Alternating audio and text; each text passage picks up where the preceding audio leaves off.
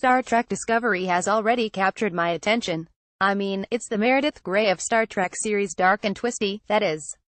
Plus, as a streaming show, everyone gets to swear 3 times so far. We're just 5 episodes in, and in terms of canon and timeline, I already have lots of questions. In an attempt to get some new tidbits or maybe a sign that we're on the right track, I reached out to the producers over at CBS, but they politely declined, dang it, to share any secrets. Disclosure: CBS is CNET's parent company.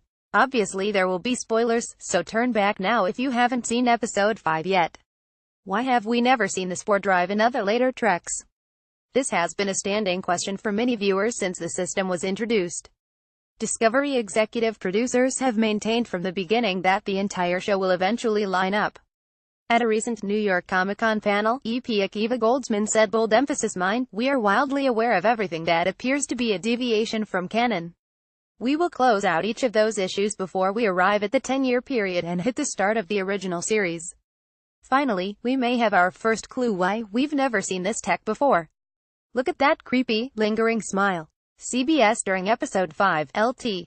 Paul Stamets. Anthony Rapp places himself inside the Spore Drive room so the Discovery can jump out of Klingon territory. In doing so, he seems to suffer catastrophic injuries. Saru never looks like he can find a pulse, until suddenly he's awake and laughing.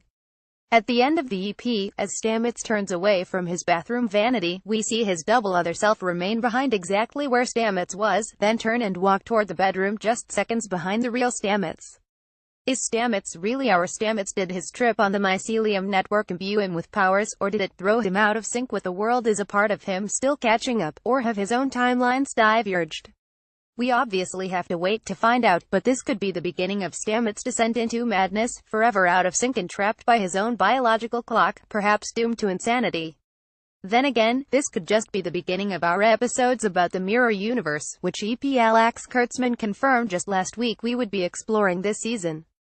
Just how deep down the rabbit hole are we going to go? Because I'm going to go mid-level tinfoil hat deep right now. Since episode 3, though much sooner in Trek canon, the importance of Alice's adventures in Wonderland has been stressed. In the EP, mutineer Michael Burnham recites a passage from the Lewis Carroll book as she crawls through a maintenance duct, Jeffrey's tube, to be exact on the USS Glenn. Rabbit hole went straight on like a tunnel for some way, and then dipped suddenly down, so suddenly that Alice had not a moment to think about stopping herself, but instead found herself falling down a very deep well. She was now only 10 inches high. Her face brightened up. She was now the right size to go through the little door into the lovely garden. At the end of the episode we see Burnham give her copy of the book, complete with what looks like an original John Tenniel illustration on its cover, to new roomie cadet Sylvia Tilly Mary Wiseman. So how does all this play into the show? I have some ideas and more questions, naturally.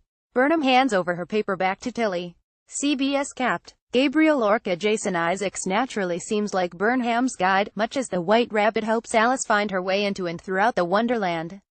Like Alice, Burnham makes her own decision to enter the new world, willingly taking and presumably eating the fortune cookie Lorca offers her.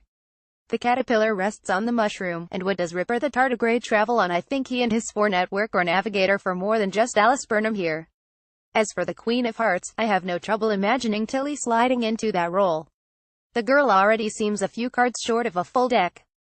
So who might the Mad Hatter be? That seems pretty easily to be Stamets, but like the Queen, it's a role he may very well grow into, out of sync like I mentioned above. The episode titles for the rest of the first half of the season also seem to lend credence to insanity as an important theme. In order, they are Lethe, magic to make the sanest man go mad, Si vis pacem, Parabellum, and finally, Into the Forest I Go. In context, they all deal with losing usually your mind. Lethe is a Greek spirit of forgetfulness and oblivion, as well as a river in the underworld of Hades. The second title is from Homer's The Iliad, and the full line is the heat of love, the pulsing rush of longing, the lover's whisper, irresistible magic to make the sanest man go mad. The third is a Latin phrase often translated as if you want peace, prepare for war. Throughout history many have changed it to suit their needs, sometimes swapping words. In one notable case, swapping prepare for make war definitely sounds like a misquote Lorca would approve of. The final title is the beginning of a John Muir quote, and Into the Forest I Go, to lose my mind and find my soul. How Kuvma? How? James Dimmock. CBS Interactive. Seriously, where did the Klingons get cloaking technology? I've been mulling this one since the beginning and I'm surprised we don't have an answer yet. But I can also see how the answer may lead us to something bigger and badder if we get a second season of Discovery. Within the history of Trek, during this time period, the only ones capable of cloaking technology are the Romulans.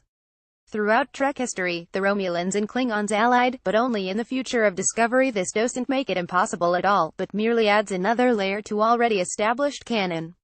Side note: Enterprise around this time also endowed a group called Suliban Kabel with cloaking tech, but they received it from a time traveler and did not independently develop it.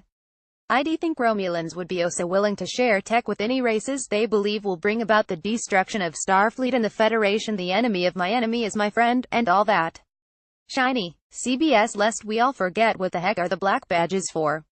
When will we get to see more, and why? Why are they on board the Discovery? We've seen what a black alert does, but there doesn't seem to be a need for those black badges just yet. At first, the theory that this is a Section 31 ship seemed possible, but the biggest question there is why a secret organization would advertise with something so prominent. The easier rebuke to that is this is the beginning of Section 31.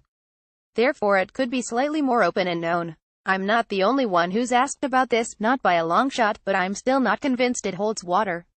In any case, there better be a cool-ass explanation for these. If it turns out to just be to protect the ship during black alerts, that's going to be a huge letdown for something so mysterious and grand-looking. What's with the swearing? To be honest, I never truly believed the Starfleet of the future never swore, but it was a nice thought. I like to think Discovery provides a bridge between the swear word some of us use endlessly today and the dreamy utopian future Gene Roddenberry initially imagined.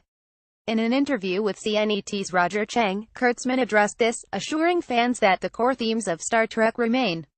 You cannot make Star Trek without respecting and honoring the fact that the essential vision that Roddenberry had was an optimistic one of the future, he said. I'm okay with more swearing, and even with exploring the darker themes of Trek, a la Deep Space Nine. I just hope we get some, well, hope in there too. Rainn Wilson as Harry Mudd made his debut this week. Michael Gibson's interactive please, may we have more old-school callbacks. They're just so much fun for fans to spot, Easter eggs for hardcore fans to find, and which are interesting stories to be shared with new fans. In case you missed them, here's what we've already seen. Few.isn't even all of my questions, just some of the ones I can come up with theories or reasoning for.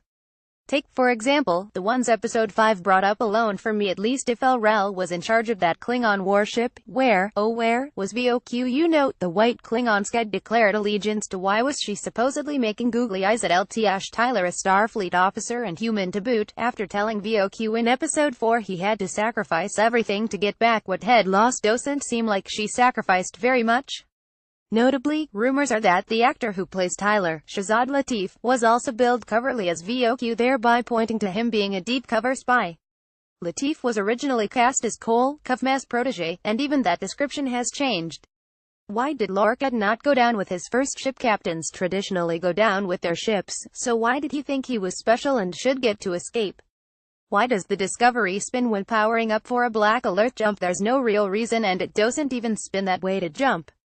Please someone, explain, why was Saru, member of a prey species, so ready to disregard any idea of Ripper being sentient? Was he blinded by his anger at Burnham? Hence the gut reaction seemed out of character for the quite Kelpian. Did we really need to double up on the F-bombs right away again? I'm all for the swearing, but I don't really see a need to be repetitive and redundant about it. Can I please get one of those black toothbrushes and a set of the burgundy PJs? It seems like they never had the spit with those brushes, and come on, those PJs look so svelte and comfy. Seriously, when and where can I cop those? I definitely do not expect answers to any of these questions, or if we get them, that they'll come easily. For now, I'm super down to dive further into canon and lore and keep asking questions. Who knows, maybe Discovery will open up a bit and let us in on the mystery before it takes a hiatus for winter. Have a better theory or a reason why I am so far off base? Let me know in the comments. Star Trek Discovery airs Sunday nights through November 12th on CBS All Access in the US, and Netflix around the world. The second half of Season 1 returns January 2018. Star Trek is evolving with Discovery, a special behind-the-scenes look at the latest entry in Starfleet and how it's reminding us of the power of inclusion and diversity. How to watch Star Trek Discovery, plus what you need to know about the new series.